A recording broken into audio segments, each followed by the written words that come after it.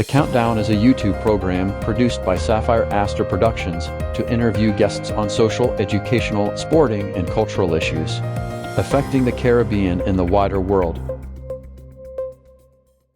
Welcome back to The Countdown.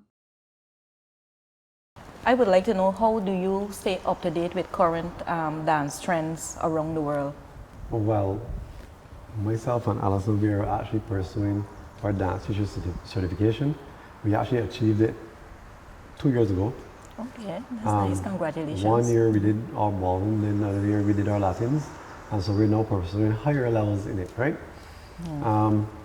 However, besides that, we actually, take workshops. We participate in many workshops, any classes, workshops, anything with dance related.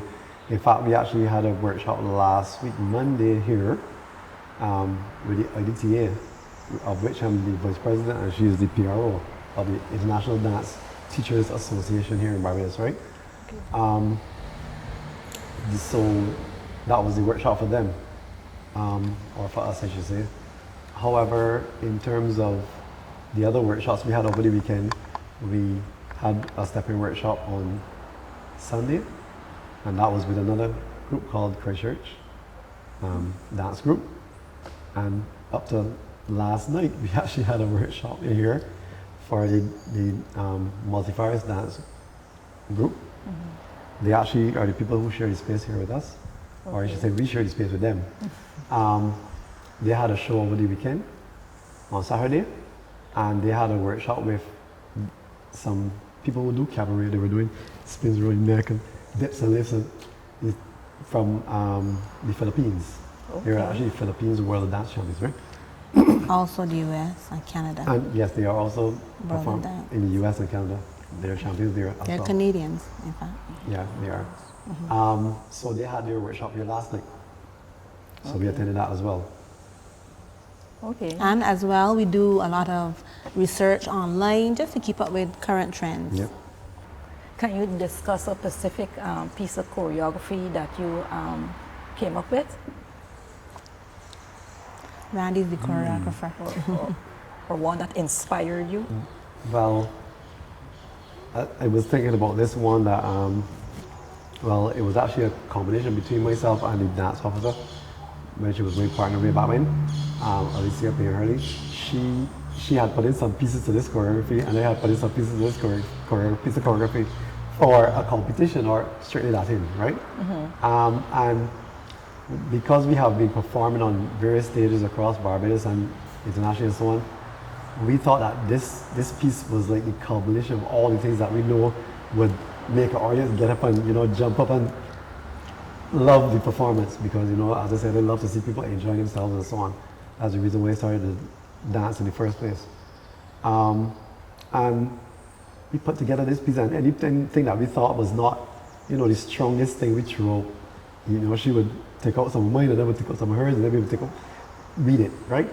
And we were saying, wow, this choreography is like the best choreography. It had levels, contrast, different things. And we actually put in some things for women, some things for men. Every walk of life we had something in there for that person, like children, everything. And we said, whoa, this is going to be the bomb. So we performed, I think that was the last time that it was at Jersey Auditorium. That we competed at Jersey Auditorium, sorry. And we performed it today. And I would say this is like my most memorable, and it also was the worst feeling too. And I will explain why a little bit for that same choreography. So when we finished the choreography, it was to Alanis Morissette Uninvited, because we don't like the normal ballroom Latin music only. We like to do something different that people not think that is that genre, right? So we educate people. So when we finished our choreography, now we planned that we would look at each other and then turn away and just walk with a blank stare off the two opposite sides of the room. Which is not something that most people would do. They would go off together, or they would stand up the room and follow, right? And all the time, I'm staying in character and going off, my eyes wide staring, and I gone outside the door now, got to the outside of the door, and I tap behind the door, because you're supposed to stay in character until you're off stage behind the curtains, right? So I stayed in character, and then I went out through the door and I ducked behind the door, and I listened and I'm watching and nobody's applauding, nobody's cheering. No. And I felt so bad. I was like, we failed because we thought this was the best choreography in the world. And also we used to check our choreography against like world champions, what they have done, and see if it could stand, if we were to do competition with them, if it would stand up, right? And we thought it could. So then she went outside the other side, and then she came out, she ran, we failed, and I was like, we failed, and we felt so badly, it made it hurt to the deepest core of my being. So then Georgia Observer has an upstairs, so you had to go upstairs to get in the dressing rooms.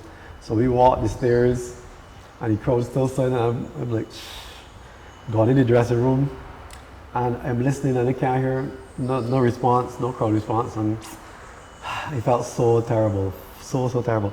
And then afterwards, you know, we heard the crowd response happening long after, about 5-10 minutes after crowd response, and then I ran up now to see, who had my response, who took my applause from me. And I'm like really sad. I looking at it, cannot see anybody on the front end. So what happened? I asking this body and that body, like, what happened? Who just left the stage? Because I would like to talk to that person to see what caused the crowd to react so. And the person said, well, I don't remember who came. And somebody said that I wasn't here, so I didn't know. So they didn't even see our performance. So then when I was walking by the dressing room, somebody said, come Randy, come. Y'all should go back downstairs and bow again. I said, wait, is this something? It was clearly somebody else. They said, no, that response was for you. I said, 10 minutes after? And they said, yes. The crowd was so sad, like, they don't know what to do.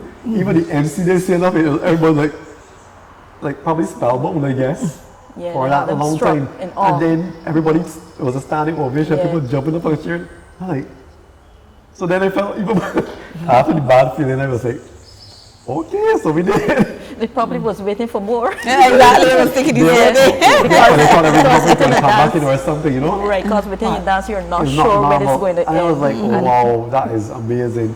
However, that night we were put either last or third or something. And the crowd couldn't understand, you know, but you know, the judge's decision is final, and obviously everything is always subjective. It's up to their interpretation of the thing, so we don't know what they were looking for and so on that day. Yeah. Okay. Yeah. And have you ever had a specific style that you perform and dance that was unfamiliar to you?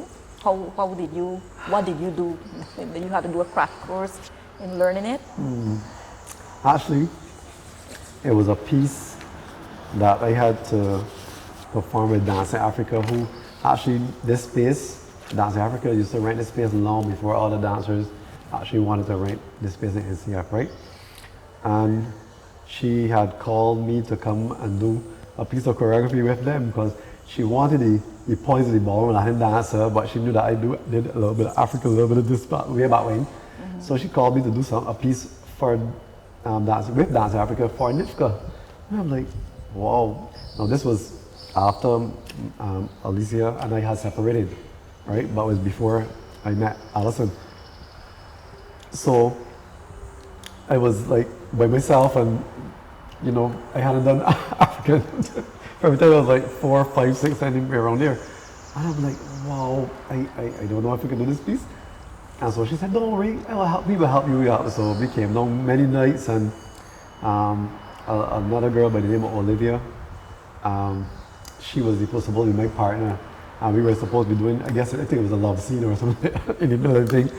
And so we know what the girl rolling about and think, and then we had to put in some moves where we put the foot a certain way and think, and I'm like, oh, this feels like jazz, but I can't remember how you do, what muscles you have to, because when you stay away from a specific art form for a long time, it takes a long while. It's like skating.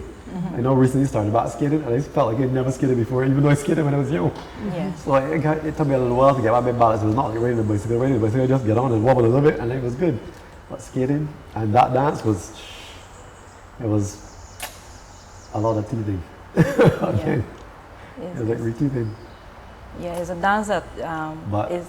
You have to like train your body, so it's something that you have to continuously practice. Right. You know, So if you stop, you have to get. I do lots of hours to get back to that, and plus to it is their difficult piece, and Africa is known for their choreographies across Barbados, including NIFCA. They won many awards, including Madam Eiffel and so on.